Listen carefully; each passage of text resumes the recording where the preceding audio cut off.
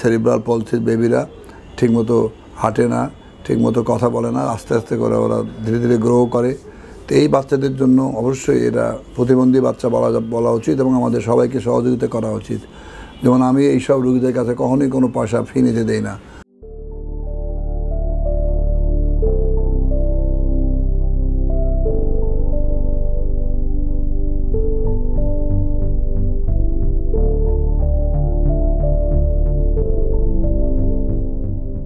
তানিয়া সুলতানা, আসসালামু আলাইকুম স্যার। আমার মেয়ে হাঁটতে পারে না, বয়স 6 বছর। ওর পাটা হাঁটু উঁচা হয়ে থাকে, পা বাঁকা করে হাঁটে। এর কি সমাধান আছে কি, দয়া করে জানাবেন। 6 বছর বয়স। ছবি তুলে পাঠিয়ে দিক, ছবি তুলে পাঠাতে হবে, কারণ এটা দেখতে হবে এটা জন্মগত কিনা। জন্মের সময় কারো আমরা বলি বার্থ ইনজুরি হয় কিংবা স্প্যাস্টিসিটি হয়, মানে সিপি সেরিব্রাল পলসি হয়। সেরিব্রাল পলসি মানে ব্রেনে ওই সময় হ্যামোরেজ হয়ে, ব্লিডিং হয়ে কিংবা যে কোনো কারণে এগুলো খুব বেশি হয়। তাতে হয় কি স্পাস্টিক হয়ে যায়, মানে যেন কাঁপতেছে, টোকা মারলেই কাঁপে। তো আমরা বলি এটা যে স্প্যাস্টিক বেবি বা এই সেরিব্রাল পলসির বেবিরা ঠিকমতো হাঁটে না, ঠিকমতো কথা বলে না, আস্তে আস্তে করে ওরা ধীরে ধীরে গ্রো করে। তো এই বাচ্চাদের জন্য অবশ্যই এটা প্রতিবন্ধী বাচ্চা বলা উচিত এবং আমাদের সবাইকে সহযোগিতা করা উচিত। যেমন আমি এইসব রোগীদের কাছে কখনোই কোনো পয়সা ফি নিতে দেই না, যে না এটা তো মা বাবার জন্য একটা এমনিতেই বিরাট রকমের সমস্যা। তাই আমরা আসুন সহযোগিতা করি এই বাচ্চাদেরকে এবং এই মানুষগুলোকে, যারা প্রতিবন্ধী মানুষ, এদেরকে আমরা সাহায্যের হাত বাড়িয়ে দিই।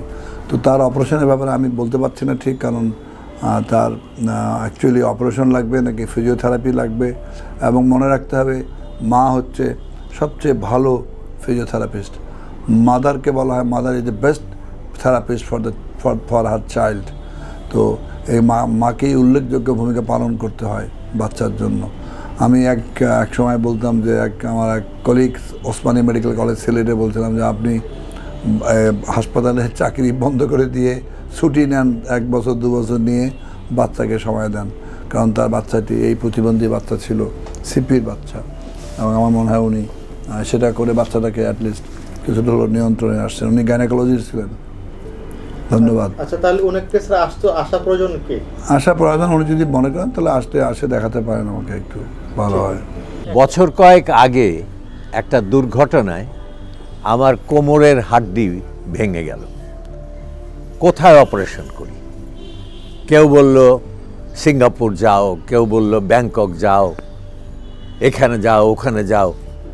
আমি বললাম যে আমার দেশ থাকতে এবং সেখানে শেষ সম্ভাবনা থাকতে আমি দেশেই অপারেশন করব। তো ডক্টর আমজাদ আমার অপারেশন করলেন এবং আমি সুস্থ হয়ে উঠলাম। অপারেশনের পরে অনেকে বলল যে তুমি একটু সিঙ্গাপুরে যে অপারেশনটা দেখিয়ে এসো যে কেমন হলো। আমি সিঙ্গাপুর গেলাম সেই ছবিটা নিয়ে অপারেশনের। ওখানকার ডাক্তাররা দেখলেন, দেখে বললেন যে এক্সেলেন্ট অপারেশন, আমাদের এখানেও যদি অপারেশন করতেন এই অপারেশনে। তখন আমার আস্থা ফিরল এবং আমি বিশ্বাস করলাম যে না, আমাদের এখানেও কোমরের হাড় এবং হাঁটুর হাড়ের যে প্রতিস্থাপন সেটা অত্যন্ত সুন্দরভাবে হয়।